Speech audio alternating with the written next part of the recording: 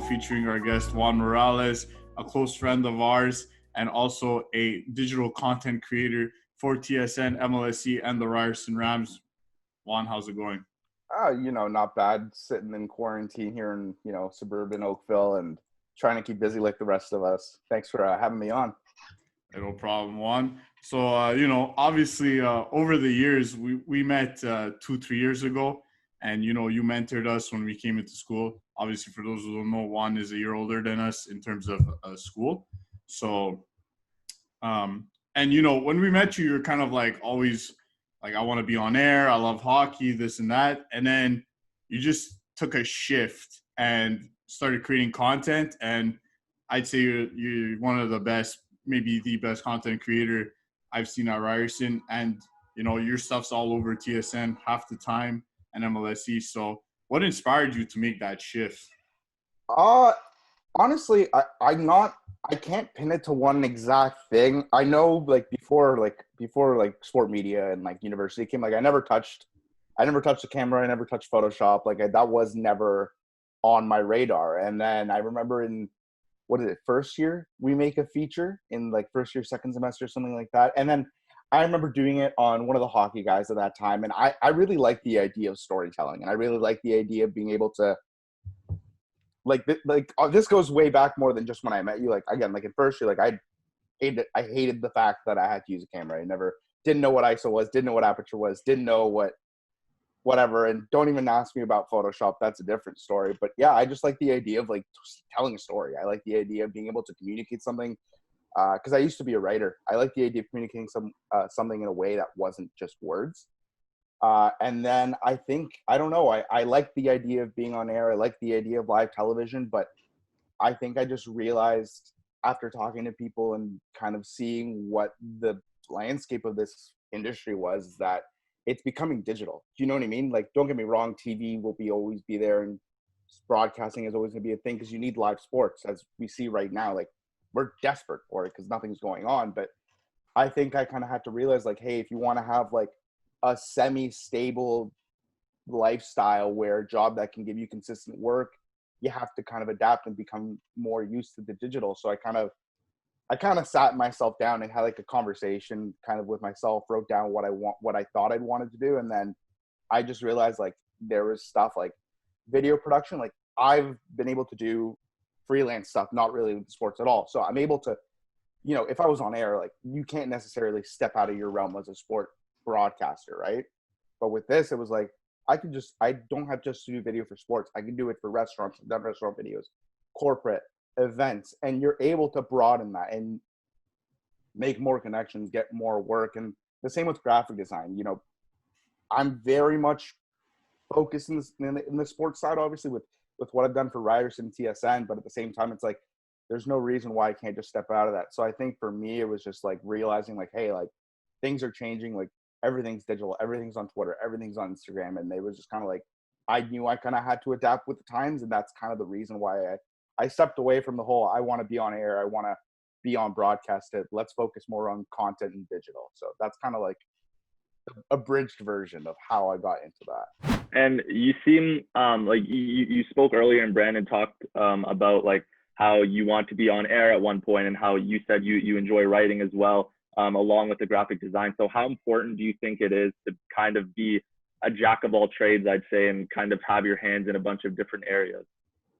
I think it's definitely important. I mean, I found when I started incorporating video and graphic design into my resume, my skill set, and my portfolio, and what I was able to do, I was getting a lot more, people asking me for, it started with help on projects, stuff like that. And then I got the job with Ryerson right after that. And I think it was important it's important for anybody in our industry to be multifaceted. You guys are doing this podcast, right? Personally, audio is the one thing I probably wouldn't touch, just because it's not my realm of expertise and never has been. But I think it's the thing is, everything's on Instagram nowadays. Businesses want people to make things for them. Athletes are starting to hire, content creators like ourselves to create content for their pages, teams, business, like I said, businesses. I think it's important because with the more skill variety that you have, I think you're going to have more opportunities for yourself. And And like I said, like this, like the media industry, like I don't think in any means it's shrinking. I think if anything, it's growing, but I think it's very competitive, especially with sports. Like I kind of always had it.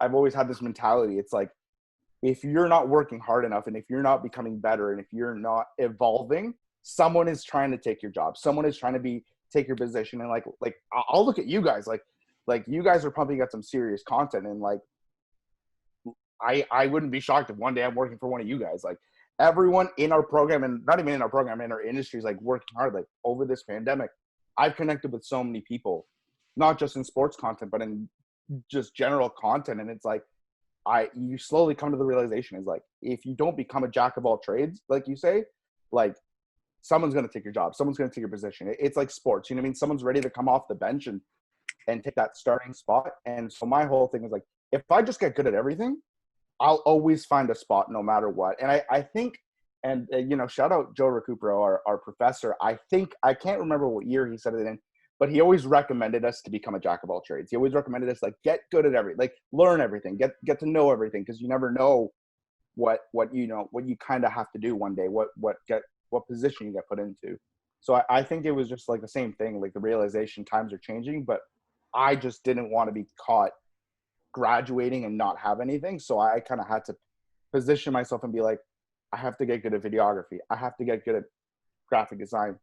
Cause I think they all go back to the idea of storytelling, because everything we do is like based on storytelling. I'm making a graphic to tell a story, whether it's Pascal Siakam had a 40-point game against the Sixers, or you know, Mitch Marner is out for an injury and this is how it's going to affect, you know what I mean? Everything has a story. And I think with being a jack of all trades, as you say, like I want to be able to tell, if you give me something, I want to be able to tell it in as many different ways as possible. Because in the end, like if an athlete comes out to me and says, hey, I need you to do a video, I can say yes. Or if I need you to do this graphic, I can say yes. Or if a company says, I need you to write this, I can say, you know what I mean? Just adaptability for any situation and being able to just not, I don't want to have to say no to an opportunity. You know what I mean? Yeah. And you mentioned just like the idea of expanding beyond the sports media, and like to no fault of our program, like it is a sport media program and all of our skills are focused in that direction. But what I've come to notice, even for my own skill set, like I wouldn't consider myself a graphic designer, but I can use Photoshop and help a brand or a company out with like a logo design or something. Could you just speak to how important it is for, you know, students to understand that their skill set goes beyond like Bleacher Report graphics or, you know, highlight video editing? I think it's pretty important. Like I'm pretty guilty on the highlight video editing and the graphic design, right? Like that's kind of what like I've kind of built my brand around. But like I said, like I like even last year, like I never did a restaurant video in my life. Like, and I was like always down to do one, because you know, you see people like, I don't know if you guys know Daniel Schiffer. He's a pretty. I was gonna say Daniel Schiffer. Daniel Schiffer's like a guy like I used to Yeah. watch it when he was coming up. I'm like, damn, that guy makes some like guy makes some dope videos just with food. Like that's some cool stuff. And I was always like, hey, if like a restaurant came my way and says, hey, do you want to make a video? I'll be like, yeah. But the thing is, it's like you have to have the product you want to sell. You have to have that. So it's like I didn't have any cooking videos. I never had a restaurant. So you need to. I was always taught like you need to have the product you're trying to sell. You need to show people this is the service I can provide for you. But I had like last year, like I just had a friend who her friend she has a family friend who owns a restaurant in Chinatown, and they just opened up last year and they needed a video. And so I think she's in second year, and she hit me up and she's like, hey, can you make a video for us? And like, we'll pay you. So I got kind of lucky in the sense that like the first restaurant gig I got was paid, but now I have that sample. I have that piece of work, that product. And I think the reason it's important to be able to do all these things, it's like, I don't want to have to depend on sports all my life. I would love to work in sports all my life. I would love to stay working with athletes and working with teams and organizations. But the reality of the situation is there might come a time where I might be without a job at any point, right? Like right now, like everyone's kind of, I mean, I'm lucky, but like exactly like right now, like I know a ton of people who once this ends are going to get right back into freelance, because businesses need to repopulate their social media. They need to start promoting it because they need business, because they've been closed for 2 months. So I think it's pretty important to just realize, especially if this is directed at students in our program or people who are just trying to get into sports, it's like realize that sports isn't the only thing you can create content for. And more often than not, it might pay better. You might get better connections. You might even get further into something you might not even like. Like I said, restaurant videos, like I had a really good time doing it. I had a really good product, and it's nice to be able to apply your skills to something different. It's nice to be able, it's like they say, like for example, I used to be a hockey goalie. I'm retired by all means. But you know how they say the goalie always wants to play forward because he just wants to score? It's the same thing. You know what I mean? I love shooting highlight videos. I love making sports graphics.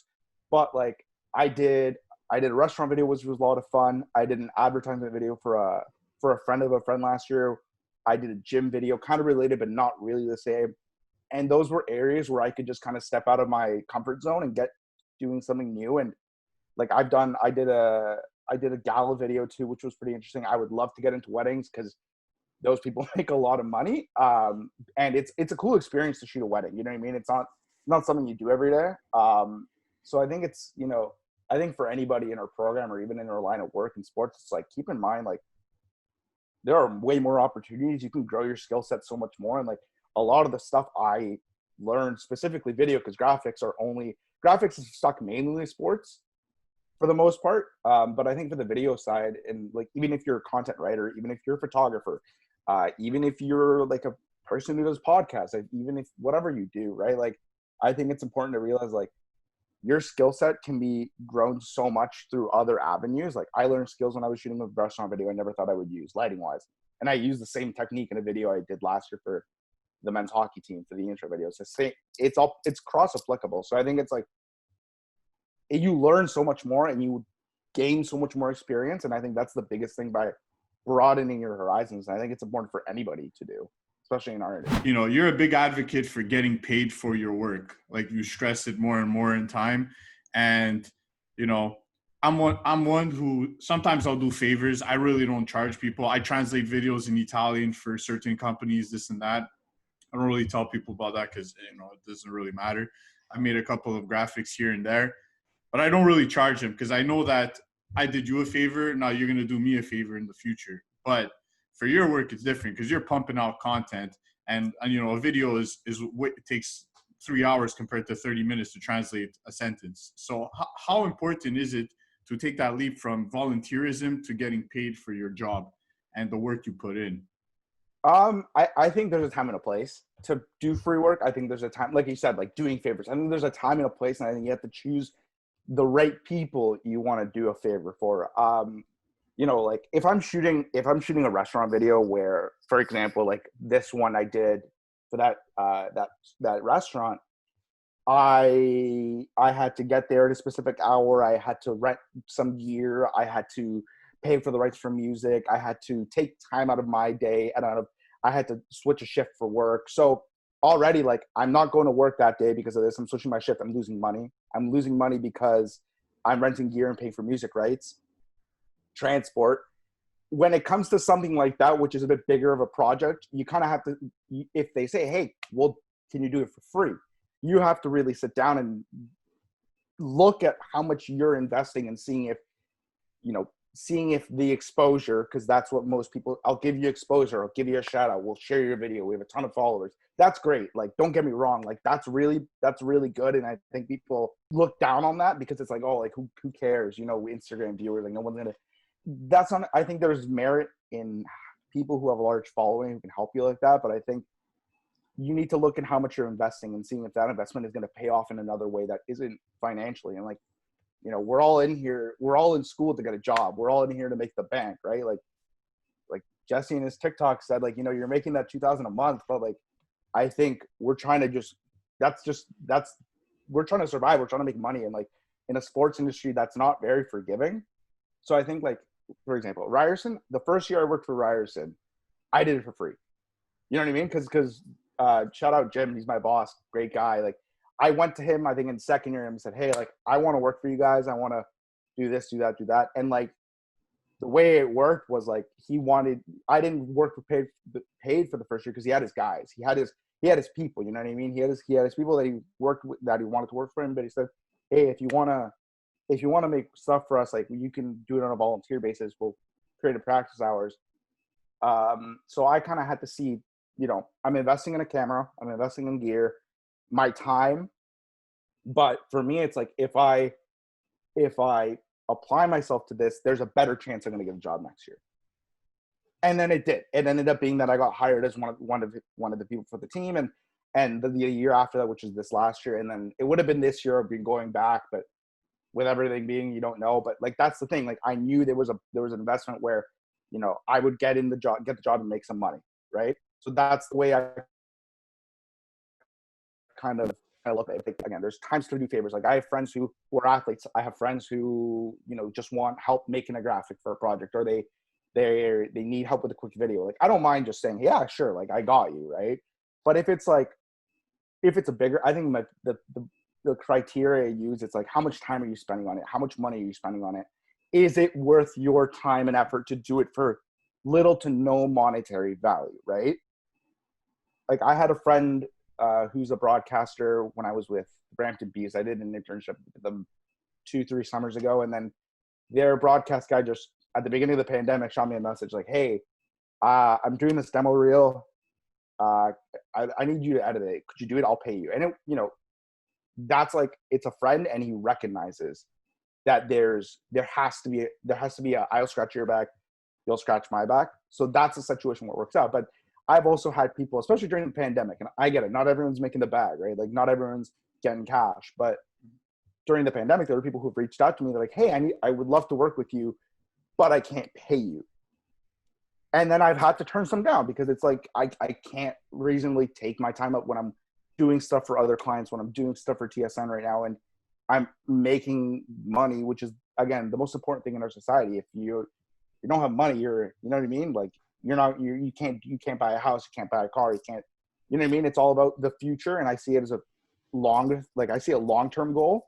You know what I mean? Like I'm working for myself because I want to improve, but I also want to have a life after. I want to, you know, have a house, have a car. I want to provide for my future family. That's the way I see it. So it's like, again, you need to kind of sit down and be like, if someone offers you, hey, can you make this highlight video for me, but can you make it free? And then you kind of got to sit back and be like, okay, I'm investing this much. But then you maybe look at their follower count. Like, for example, if Mitch Marner or like Austin Matthews came up to me and said, hey, can you make this highlight reel for me? I'd be like, hell yeah. And then like, we can't pay you. And then first of all, I'm like, okay, you're Austin Matthews. You're making like 15 million a year. I'm sure you can, but like, my point is, it's like, if I have a video made by Austin Matthews and people see it, they tag you. Yeah, exactly. They tag me. People will reach out to me like that. I don't know if you guys saw like a video I did of Jaden Frederick from Ryerson pretty recently. Like I had like 2 or 3 people reach out to me and say, hey, I would love to work with you for different aspects. So it's like, it's that reach. I know it's not Austin Matthews, but it's that thing. Is like Instagram and Twitter have a very good way of making interaction organic. And so it's very easy for me to see someone's work and say, that's some pretty cool stuff. I want to work with you. So in that case, some free work is okay. But in other times, it's like, especially if you have a portfolio, if you're trying to build a portfolio, I think it's even more important to take some free jobs. But if you have a portfolio, if you have clout within, you know, your industry or whatever, I think it's like you deserve to get paid for your work 100%. And I've said that to everybody who's in this realm of content making. I've said it to everybody. It's like, if you are working hard and you're good at what you do, never do something for free. If you're good at something, never do it for free. As minimal as you can. You know what I mean? Yeah, no, I definitely agree with you, because I think for you, you've gone to the point where you are a professional. You're putting in the same time as a professional. You're putting in the same quality as a professional. So you should be paid as a professional. And it reminds me of like one of my really good friends. He's a barber, and when he first started off, he was cutting people for free because he needed to learn how to cut hair. And now he's gone to the point where he is a barber. He works at a barber shop. So now he's able to charge. So I feel like it's kind of the same thing. You know, starting off, you need to hone your craft. You need to get better, but you're at the point now where you are professional and you should be paid for that. To sort of transition over to kind of COVID-19, what has the transition kind of been like for you now working at home, you know, not necessarily able to meet face-to-face with your colleagues and just creating content from your room? You sleep a lot more. I think the hardest thing to get used to, honestly, at first it was just a sudden shift. it was just the sudden, like, now we're doing this from home. Now this is serious.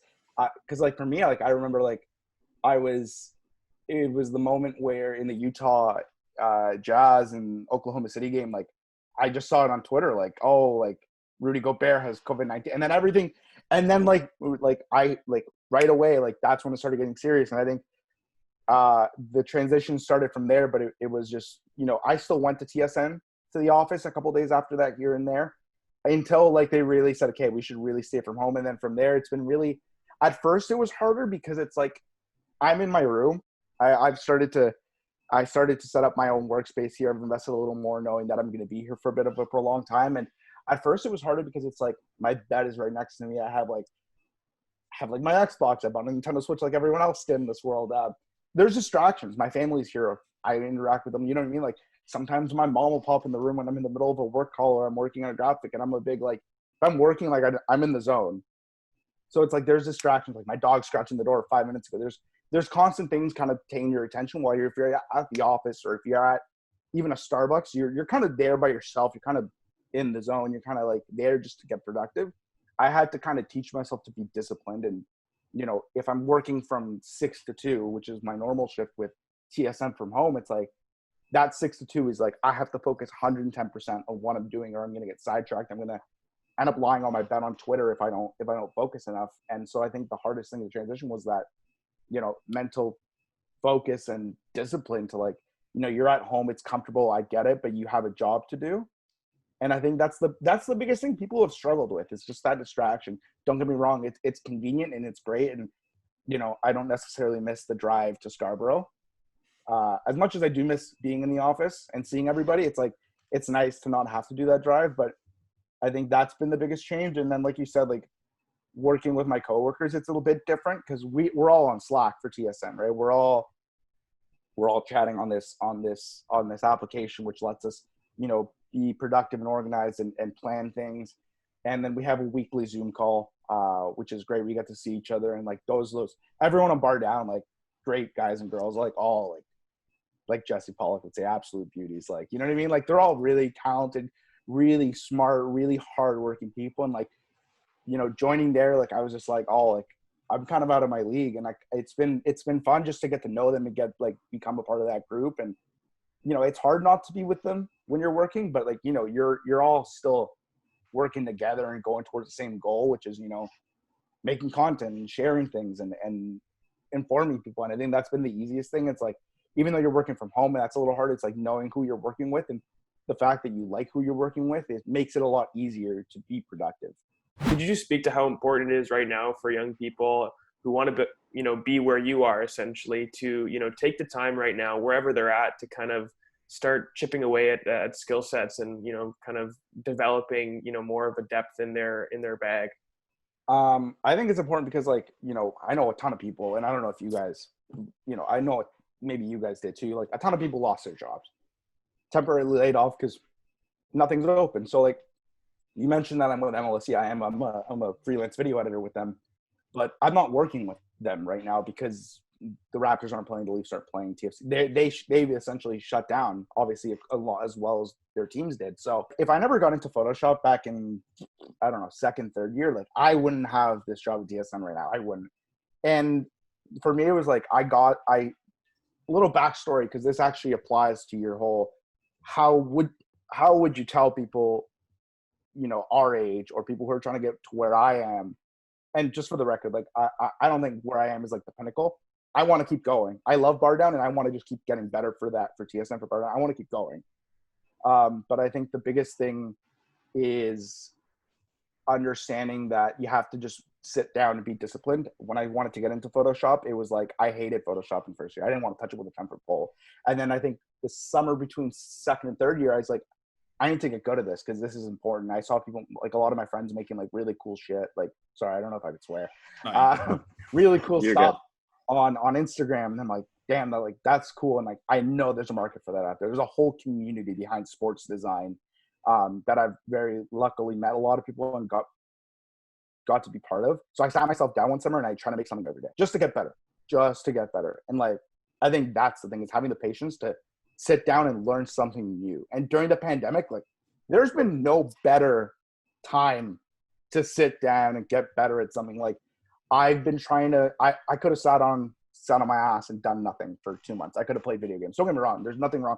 There's nothing wrong with that. Like I played 2K as much as the next guy over this pandemic and working on that side of, my life. But I've been trying to, make new things. I've been trying to try different things. I've been reading books. I have a sports design book right next to me that I'm reading right now. Like it's just about, for me, getting better, understanding what you're good at now, recognizing your weaknesses, and just pushing to be better at exactly it is I want to do. And so it's like a lot of people I know, especially in the sports, even the content world right now, like everyone's just trying to get better. Like there's a designer I know who's doing a design a day for a month. There's another designer I know who's focusing on a theme and making it, like previous theme was Nike. So he made a graphic with a Nike athlete with a different look, but the theme that it was a promo every single time.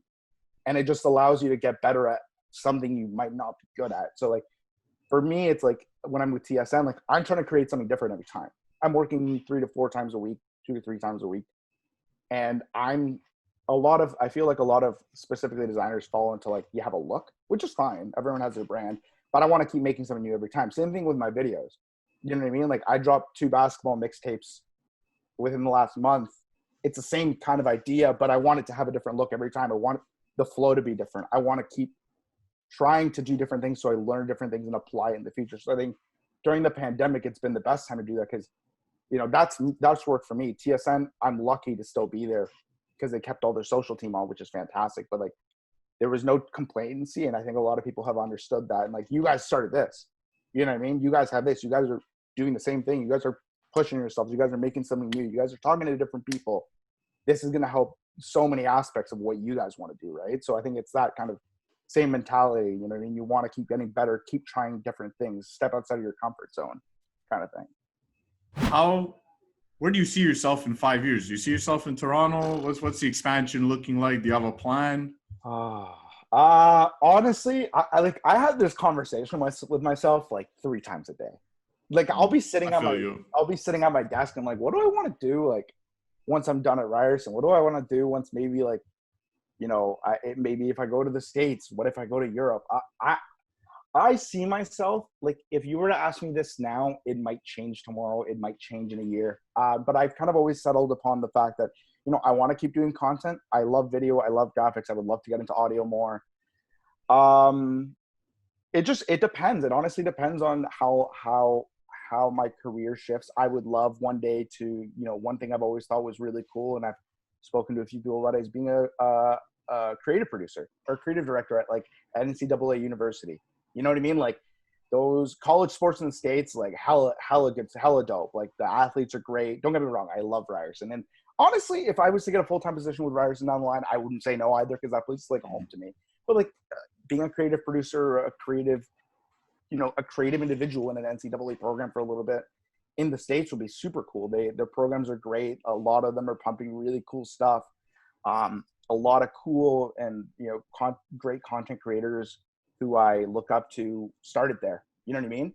Same idea. I'm starting in Toronto, but like, there's a videographer, and I'll keep it short, named Ty Rogers. I don't know if you guys recognize him. He's a sports content creator from the States. And like his story was like, same thing, never picked up a camera, went to University of Michigan, worked for their football team. And now he worked with Cam Newton. He was their personal videographer. And now he's working with Uninterrupted, shooting LeBron James' kid and making videos for him. So like, I would love to go to the States, work for an NCAA team. I would love to work for an athlete on their personal brand. At one point, that would be a lot of fun.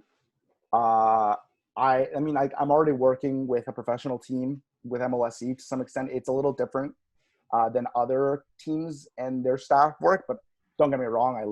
I love everybody there. It is such a talented mind pool of people. Like it is unbelievable. And I would love to keep working with that company. I don't know. I would love to work overseas. I would love to work for a Premier League team. That's always also been a thing for me. It's like, I think working overseas for the Premier League or for a team, I love Liverpool. That would be a dream.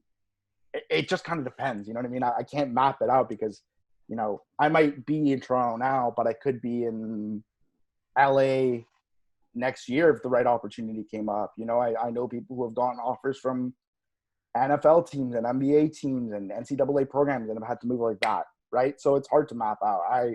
I'm kind of just riding the wave and kind of taking it day by day and seeing what comes my way. And yeah, I couldn't really tell you. It'll probably change. You know, maybe next month I'll want to be a film director. I don't know. You know what I mean? But it just depends. But for now, I'm kind of just waiting for this to end, getting better at what I'm doing, and kind of seeing where I am after this whole pandemic. And also once I graduate university, I got to do that too. I think that's a really good outlook. Juan, before we wrap up, one last question. What is the first thing you're going to do when you can go back outside and everything is back to normal? I want to get a haircut. I think I want to go to a barbershop. The hair's getting a little out of control.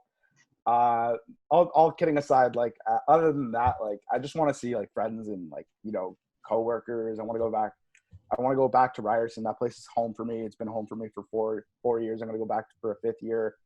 I want to go there, see everybody I know there.